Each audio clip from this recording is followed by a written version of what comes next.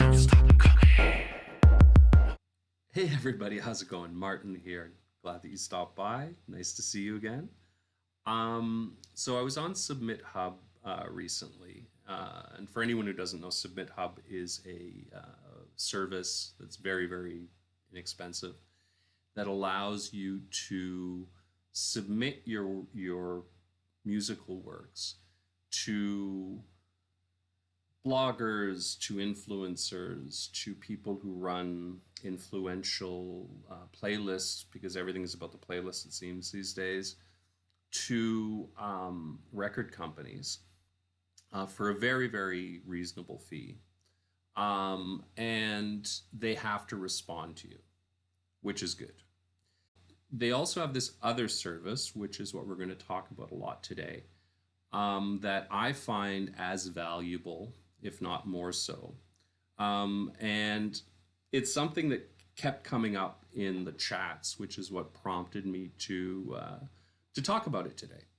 So the service in question is, of course, Hot or Not. And if you remember back in the sort of Jurassic days of the internet, there used to be a website where you rated people on their looks, hot or not, right? And this is similar, except I think they mean by hot, it's a hot single, or not, it's a flop, which could be another name for them if they ever get into trademark problems. In any case, the hot or not is one of the best features of the site in my mind, because you can test out new material, and I've heard that there are some famous names doing it. Uh, Kudos to them. They're definitely ahead of the curve, and I'm hoping to listen to some stuff and downvote the shit out of it. Oh, sorry, but because there definitely is a fair amount of hate voting going on. But when it's used responsibly, I think that it's a fantastic service because you can get really good feedback from your peers in an anonymous or not anonymous way, because you can leave messages and allow people to communicate with you so you can discuss the issue further.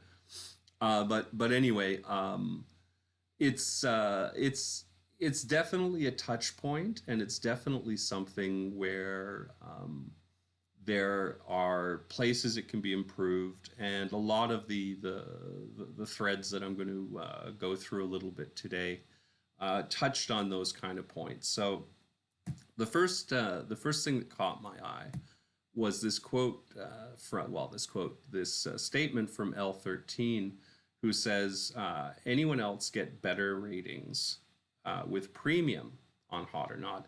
And I think that's a really good question, because the way Hot or Not is set up is you can rate songs for free credits that then allow you to upload songs to get rated. Makes perfect sense. And then there's a premium service where you pay credits that cost money, but it has its advantages in that you get more uploads, I think, and I can't remember how many, what the ratio is, but it's more.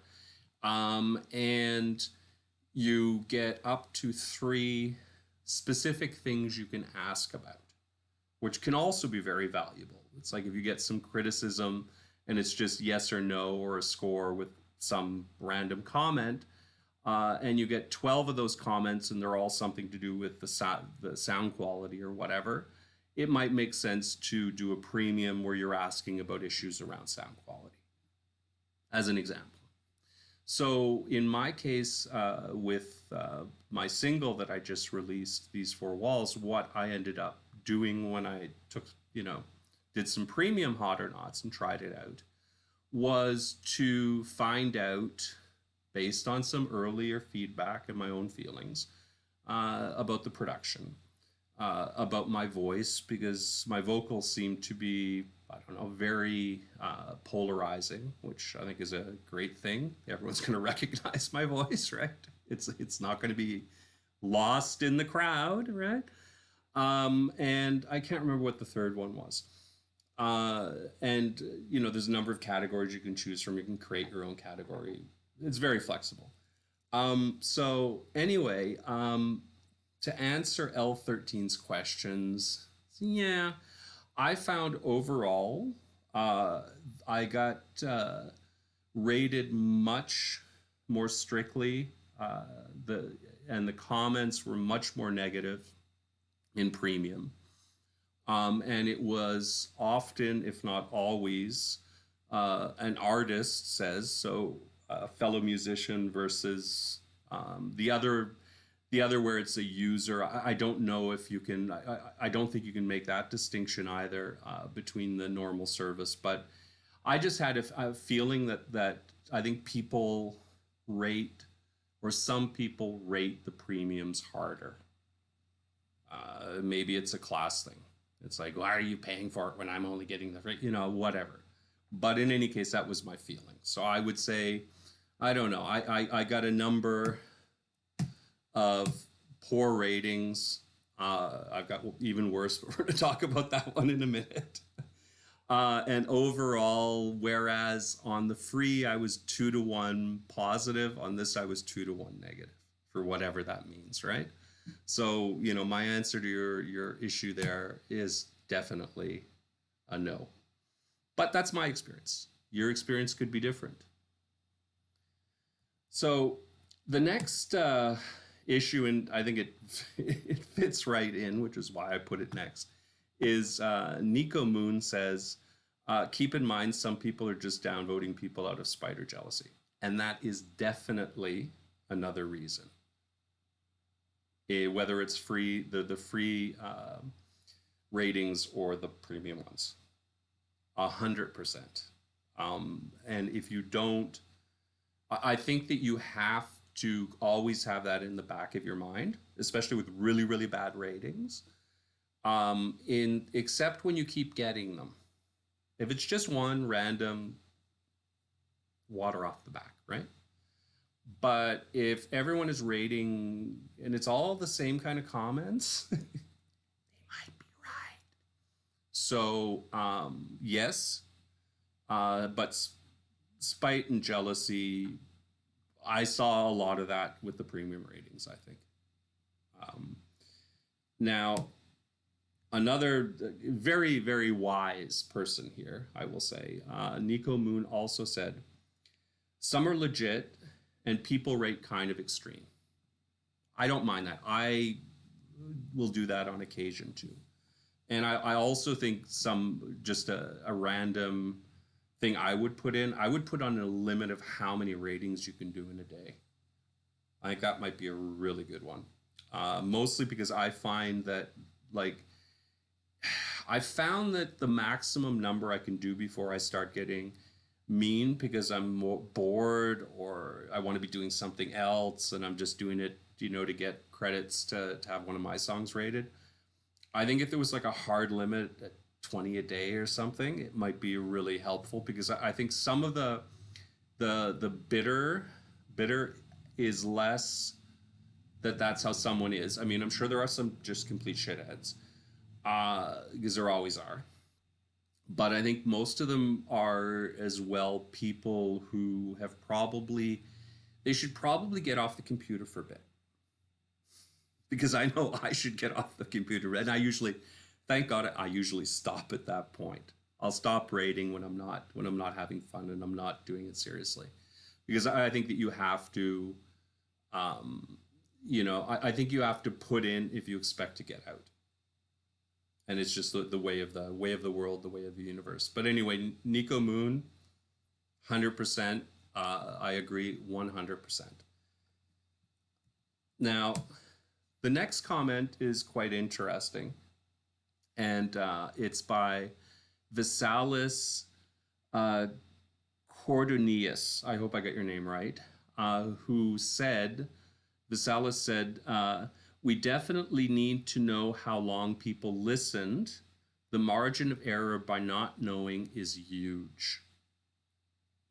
Yeah, that is a really, really good point. The margin of error, yeah. The margin of error.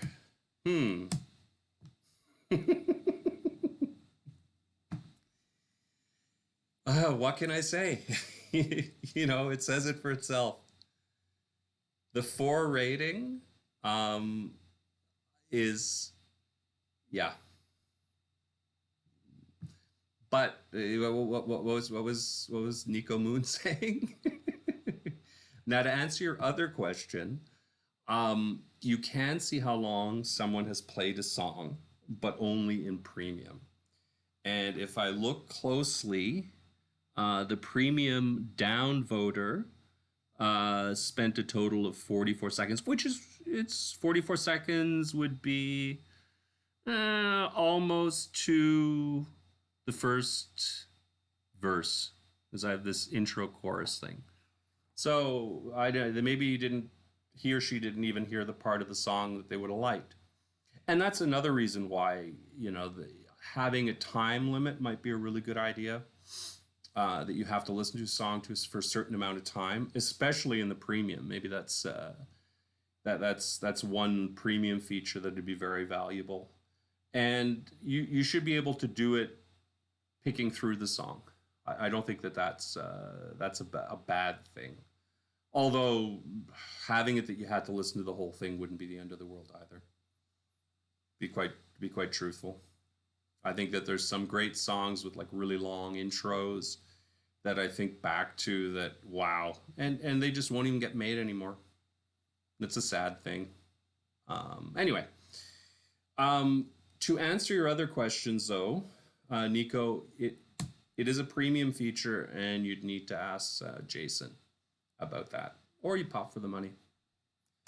Now, Rob Danning also made a similar point about feedback, where he says, I kind of feel like the feedback should be compulsory. Yeah, there's a good argument to be made for that too. Although be careful what you wish for, because if someone's forced to do something and they don't want to, can you just imagine what kind of comments you're going to get? But I think that's almost more a matter of attitude, and the fact that we should really start thinking of using this as a really, really useful creative tool, and taking it seriously for exactly that reason. Rob also said something that I thought was really very interesting, is like just getting a 13% talk to me, right? Rating with zero indication of what they didn't like isn't exactly helpful. At least the other guy, I think I did get something, so I guess your 13 with no is, yeah, I feel for you. I feel for you, buddy. And Forrest Little actually responded to Rob, and his comments were totally right on as well, where he said, consider, I think that's my error, consider making a short that's me, that's all on me. I'm considering making a short version, especially for Hot or Not, because most of my songs have long intros. Yeah, that was my point from before, right? I mean, you think of Stairway to Heaven, right? The intro to that.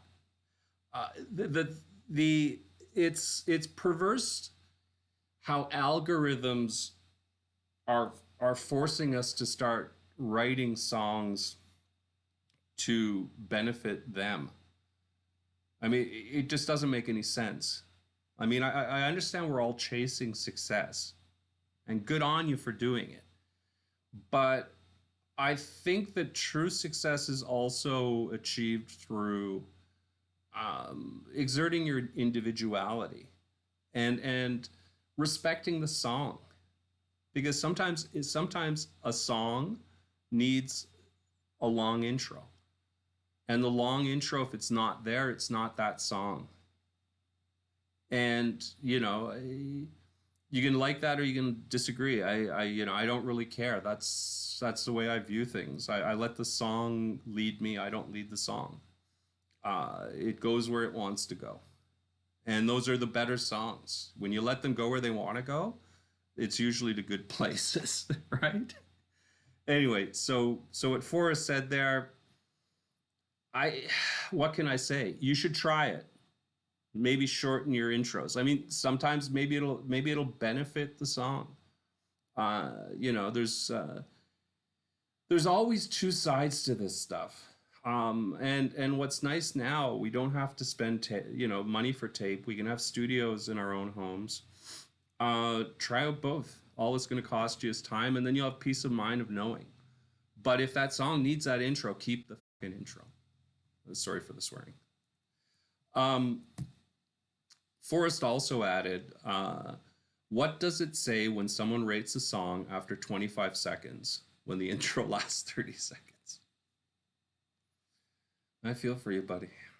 It's a sad, sad world. And there's so much good music out there that people they aren't even going to find anymore, and you know, it's really sad. It's so sad. Anyway, on that happy note, I'll give you a parting comment, and this one I think just sums everything up. By someone who skipped the song, right? He skipped the song. Now, I've got a feeling that he might be a little bit cynical. I've having no experience in any of that at any time during my whole life, you know, Scouts Honor and all that kind of stuff. But someone who I'm calling Skipper said, "Oh dear," about my song. "This is huge. Sounds like the next viral hit." Now, if he skipped it, I guess he heard, but not enough to collect a point. Now, I could get angry about that. I had a good laugh when I saw it, because why get angry about it? But you know what? I think the best course of action here is to remix my song and prove Skipper right. Anyway, folks, you take care. I'll talk to you soon.